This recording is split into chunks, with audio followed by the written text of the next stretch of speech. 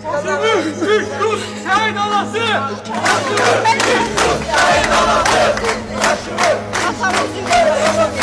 Bu acılar biter bir gün üzülme, kara bulutlar öter bir gün üzülme.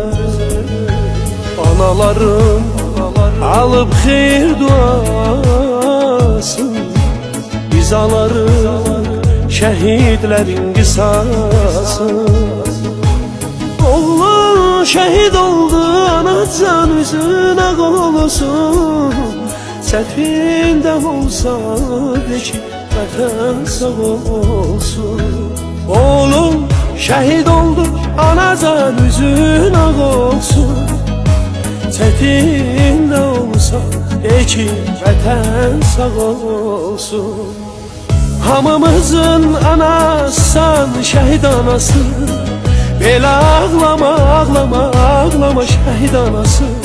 Sen bir oğul itirmişsen binlerle, oğluna kız kazanmışsan şehit anası. Behiştedir oğlun inan şehit atası. Səbirli ol möhkəm dayan şehit atası.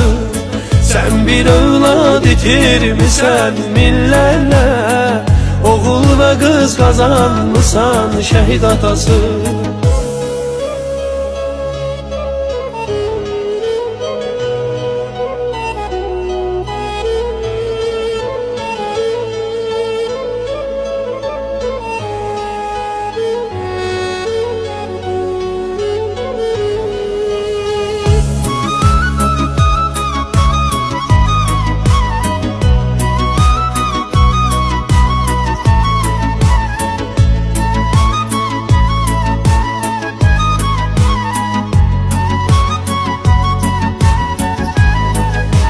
Şehitlik elə uca bir məqam, onlar ən xoşbəxt adamdır.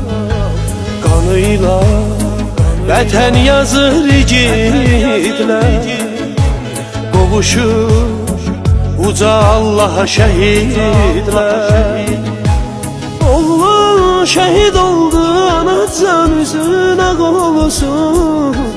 Çətində olsa de ki,